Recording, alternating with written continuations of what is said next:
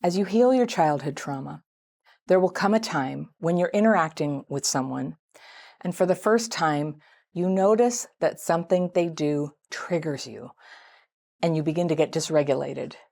And in that precious moment, before you've lashed out or emotionally withdrawn or had whatever trauma reaction you tend to do when you're triggered, you do something new. That new choice is a tremendous sign of healing, and it's everything. So if you're still in the phase of early recovery from CPTSD, you've probably suffered again and again with the consequences of your reactions in these moments. You hurt people, you push them away, you blurt things out that make people stop trusting you. Maybe you've lost jobs and relationships because of this. But there's more to healing than just feeling it, talking about it, figuring out what happened in your childhood to cause it. There's an opportunity to do something quite differently that just might open up huge possibilities in your life. My letter today is actually a comment from someone shared in the secret Facebook group where people in my membership program support each other in going through my courses and applying the principles to their lives and celebrating their successes. So with the permission of the person who posted this, but using a pseudonym, I wanted to share with you what she wrote. I call her Camilla. All right. She writes, I'm taking one of your courses right now, Anna, and I have already gotten some insight and a sense of hope that I can heal. I've had messy relationships my whole life, and I'm ready for better.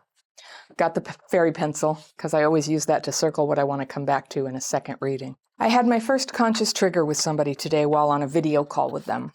They had interrupted me and did something that made me feel unseen, unimportant, and whatever else I was feeling and all that. I let the trigger happen because in the past, I've pushed it down and just been silently angry at the person. I felt this intense pain in my chest, and I wanted to cry. They noticed the change in me, and I tried to tell them what was going on in a calm way. They don't have the understanding about this stuff. They were supportive, but not really emotionally mature, and they can come off pretty callous at times, which they said so themselves. But I'll give them credit for being there in the moment while it played out. It was about 5 minutes, and I didn't cry until after the call, and the call ended on a good note as I wasn't mad at them, and was more trying to figure out myself out in this. It was so interesting to be so in the moment with a trigger like this. I can see why most of my relationships have been a mess, if I've been operating from such a dysregulated state and upset with everyone for it. I'm wondering what to do in a moment of such an intense trigger. I know by doing the work in the courses, there won't be an issue all the time, but right now it's clearly an issue. I felt so embarrassed by it. Also, is there a way to explain CPTSD triggers and healing to this person, or should I not push this information on them? Thank you for your help. Happy healing to everyone. Thank you. This is so great. All right, Camilla.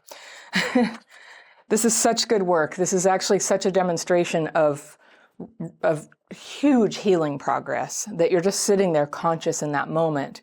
When something happens, the trigger comes up and you didn't lash out, you didn't run away, you hung out, and it hurt. And there it is. There it is. Now, this reminds me of, some people talk about mindfulness, and mindfulness all by itself has never been very accessible to me, because if I'm just sitting there observing my feelings and CPTSD is causing my feelings to get really over intense and I feel like I'm drowning in them, then, just attending to those feelings, it's not really doable. But because in this approach that we're using in the membership program, we're using writing twice a day to start, and as we write twice a day and we do it as needed, to start naming and getting it out of our minds and onto the paper, like, this is what's bothering me, this is what's bothering me. And so when you're in a conversation, you can't always just stop and go, hold on a second, I'm going to write. Sometimes you can, but this is a situation where you were in the middle of the conversation, but because you've been doing it, because you've been learning in the courses about the concept of, we don't always have to express our feelings about everything. We don't have to take our feelings literally all the time. We know that we get, emotional flashbacks. We get huge wells of emotional reaction to things that would really be overwhelming to somebody who had just said something that was hurtful to us, but may not have been intended as anything. Like, our reaction will not make sense to people, even if they have CPTSD. If they're following this approach with you, then they can understand. We have a common language for talking about it. We can say, whoa, I'm getting dysregulated right now, so I need to pause. But you asked, what can you do? And that is the great question. And that is what all of this work here that I teach is about that incredible golden opportunity moment when we go, whoa, there's a trigger, I feel it. And then before we act on it, we have the opportunity to try to intervene on our own behalf, on everybody's behalf, to come out with a different reaction. Sometimes, like, cognitively, you can't put together what to do. And so for the first option that you have is to pause and just to say, hold on a second. You don't even have to tell the other person what's really going on. I'll tell you right now, like, if they're not savvy about CPTSD, I don't really recommend try to make them understand. One day, maybe. But in the moment, you just use common reasons that people have. You just go, oh, hold on a second. And if you have to tell a little white lie, someone's at the door, or I have to go to the bathroom, I'll call you right back. You just buy yourself some time because you need a little extra time to process.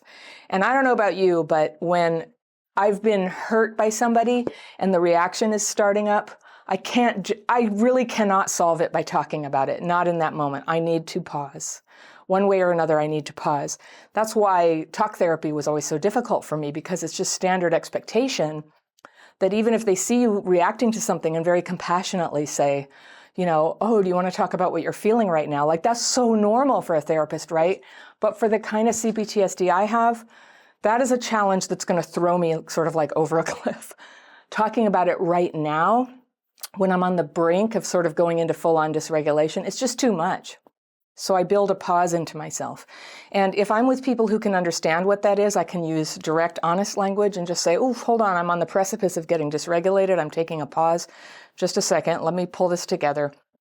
And if they're not that person, you just make a reason why you get a little time. It could be a minute, it could be 5 minutes, it could be half an hour, it could be a day.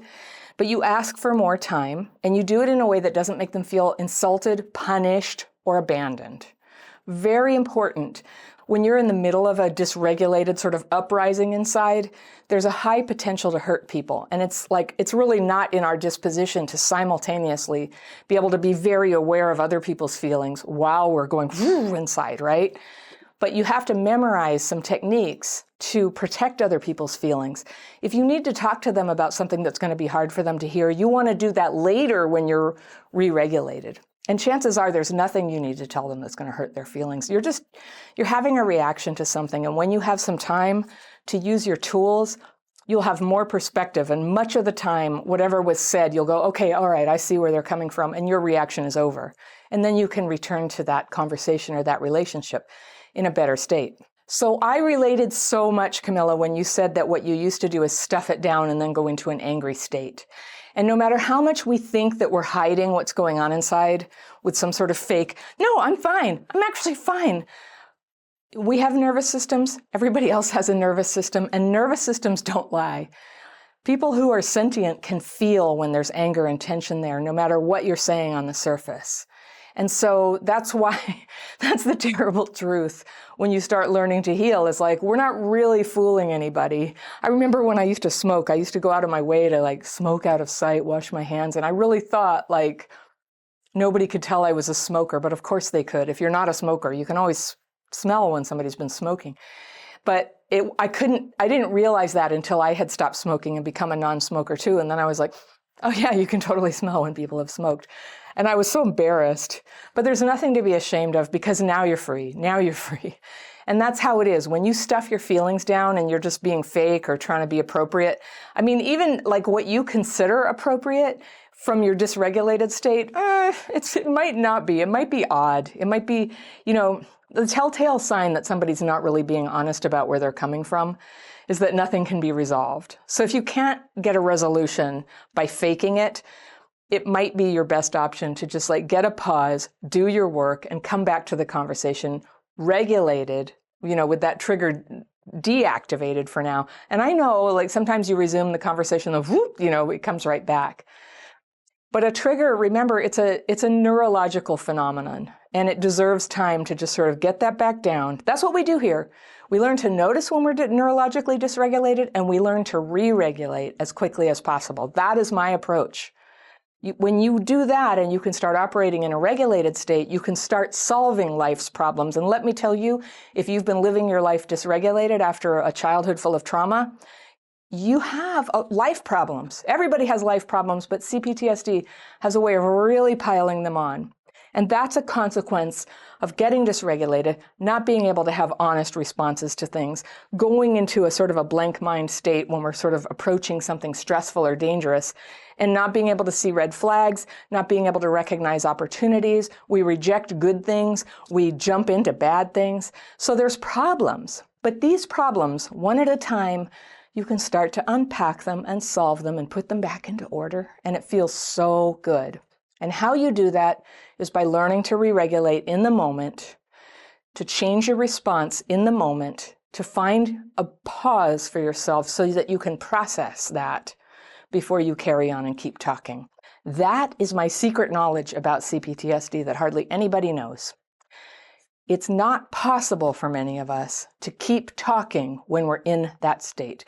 If we continue to talk about how we're feeling, we can be accurate, but it's only going to drive us further into that state where we can't process information, we can't feel connection, we can't feel empathy, we attack ourselves, and it will usually, I won't speak for everybody, but based on like reactions that I've had in that moment when I push myself forward, there's just sort of like a collapse that happens.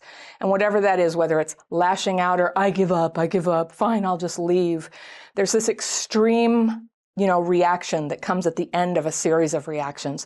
If you cannot get that pause and kind of bring your brain and nervous system back online.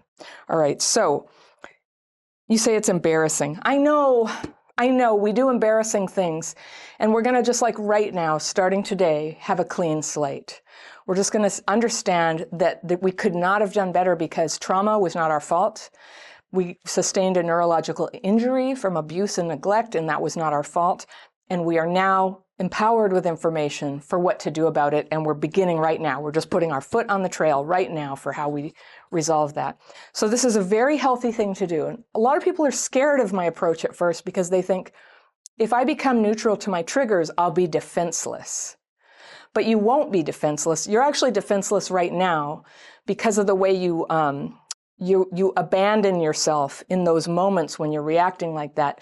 Because when you're having intense rage or you're running away from the situation, like sort of an intense, I'm leaving this situation, forget it. You obviously don't like me, I'm leaving. Like all of that, that's going to create a lot of trauma in your life. It's going to reactivate old wounds that are even deeper than the ones that were already up. And that becomes paralyzing.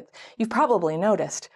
Sometimes, this is what I used to think when this was all going on for me all the time. It still happens occasionally, but I used to think, it's weird because I am not an alcoholic, but I act like one. Like I couldn't go to work the next day after something like that happened. I didn't understand it at the time. But now I understand that I got so dysregulated that I couldn't get back. My whole life changed when I could begin to recognize that was happening. I think that was the second thing that happened. The first thing that happened is I learned how to get re-regulated. I didn't have a word for dysregulation then or re-regulation. I only knew that when I tried these techniques that a friend showed to me, it's a really simple writing technique, a simple meditation technique, as you know, Camilla. When I did that, my mind would just sort of come back together. It would come back from this scattered state. I used to call it like popcorn. My thinking was like pop, pop, pop, pop, pop all over the place. And I would come out of my meditation from this half-hour, technique, set of twin techniques I would use. I would come out of it just, clear-headed, calmer inside. Sometimes sad things were going on or scary things were going on, but I wasn't popcorned over it. I was like, wow, that's really sad. And just like you described, you got off the phone and you cried. There are no techniques that can stop life from being sad, tragic sometimes, frightening, unjust. Like problems are going to happen as long as there is life on earth. How we meet those problems is everything. How we meet those problems. If we meet them, completely frantic, unreasonable, overreacting, pushing people away, we're only going to make our problems worse. And consequently, when we make our problems worse, there's a ripple effect on other people, on children, on friends, on family, on just the strangers we run into on the sidewalk. We're having this negative impact on the world when we're bringing that. Remember, people are nervous systems, so when you're walking around, dysregulated and in that state, people can feel it. It's a little bit contagious. When you're walking around regulated, when you're walking around with that calm, good feeling that you understand what's happening with you, you accept who you are, you're able to pull yourself back from that and choose your reactions and what you will say about problems, how you would like to solve them with more clarity. It's also contagious. It's contagious even when you're not saying anything. People can feel it. It's calming for others to be around. You could probably think of people in your life where just being around them just feels good. Even on TV, you've heard me talk before about Mr. Rogers, a show that I liked when I was a kid. And I watch him now, and I still get that good feeling from him. Like, he's very regulated. He's imparting regulation through his own calm, focused self-regulation. It feels good to listen to Mr. Rogers for me to this day. And then I get bored because I'm a grown-up and I got stuff to do. But when I was a kid, it was a lifesaver for me. So you have a beneficial healing effect on people around you when you learn to regulate. But this is when the rubber hits the road, is in that moment, that very moment when you're like, there it is, here I go. And so what we do as people who are healing this, we focus on what signs tell me that I'm going in there right now. For me, there's one really obvious sign. My nose gets numb, and sometimes my hands don't work very well. I go, oh, wow. If I'm washing dishes and dropping them, I might be dysregulated before I'm even cognizant of it, because it's not always an emotional feeling right away. Remember, it's your whole nervous system. So it could be changes in your vital signs. It could be changes in your hormones. It could be changes in your sensations, your nerves firing. There's so many signs that it could be. So you start to notice of the signs that you can actually feel. Not all of them can you feel. Of the signs you can feel, which ones are going to be your red flags? Oh, it's happening right now. It's happening right now. When you're getting dysregulated like that, that's when it's time to pause. So when you're regulated is a great time to just start planning out in advance. You can use index cards if you have to. Come up with 5 ways that you can create a pause for yourself when you're in an intense situation. Is it when you're driving? Is it when you're at work talking to a customer? Is it when you're trying to solve a problem with your partner? Is it when you're feeling like you really want to isolate and somebody keeps calling you? Like, what are the triggers for you when you do some damage where you can create a pause to be more thoughtful about your response? Now, I never advocate, don't try to be fake, but the reason we have white lies is because we don't want to get into a big debate with somebody. We don't want to have to explain ourselves while dysregulated. We also don't want to drive while dysregulated. So it's like DWD, driving while dysregulated, talking while dysregulated, making decisions while dysregulated. It just doesn't lead to good outcomes. When you're serious about healing, and I know you are, Camilla, what it's all about is creating that space in your life to put your re-regulation skills first, and always be working on that, to put the time in the morning, to put the time in the evening, to take care of yourself physically, because there are so many aspects to re-regulation that are sort of daily practices of, what we call it, the daily practice, but things that you do every day. And it involves, sometimes it'll be the way you use your body, moving, getting outside, getting fresh air, connecting with people, not getting too isolated, eating in a way that doesn't throw you out of regulation. Like for me, if I wake up in the morning and I eat a bunch of donuts or something, that would be it. The whole day would be dysregulated. There would be no coming back from that. Alcohol is like that for me. So I can, if I want to, have these things, but there's a price to be paid. That's all. And so you don't have to swear off or become a saint or anything like that, but you become aware of factors that add up to you not being able to handle life's inevitable stressors and interactions and triggering events, right? You'll hear a loud noise. You'll get a letter in the mail from, this happened to me, the IRS, My accountant says it's a mistake, but it was like this enormous bill from the IRS from the past. And I was like, what is this? And it's not, it turns out it was nothing. But you know what happened when I opened the letter? I just totally flew out of my body. I panicked. I went into a rage. I just like all these reactions. So now I have a good accountant who just goes, no, that's not real. Don't worry. That's a mistake they made. I'll take care of it. You just send it to me. And it was like, yay, that's what I like. So you hear me a lot talking in the last few months about the IRS because they were scaring me. And it was a mistake. That's part of my healing, actually, is I try to just be real. I try to be really honest, careful, responsible, get things done on time. And so, getting hit out of the blue with stuff like that, I don't like. But see, that's part of my CPTSD. I grew up in an environment where stuff like that was never taken care of. There was always sort of this sense of danger, like anything could happen. The bills weren't paid, the electricity or the water could be shut off, and you didn't know where it was coming from. So it's kind of like a overreaction of mine to need everything to be in control all the time and to get freaked out when, something appears to have gone out of control. But here's the fact, you cannot control life. Recently we had a pandemic. Could any of us control what was happening with that? Not really. Not really, not the way the rules came down about it or the requirements or the shutdowns. All of that was happening and all of us were sort of dealing with it with our nervous system in the way we deal with it. Some people one way, some people in another, not trying to open up a debate about that, but just saying like life went out of control. And that's not the last time that's ever going to happen. There's just, stuff happens.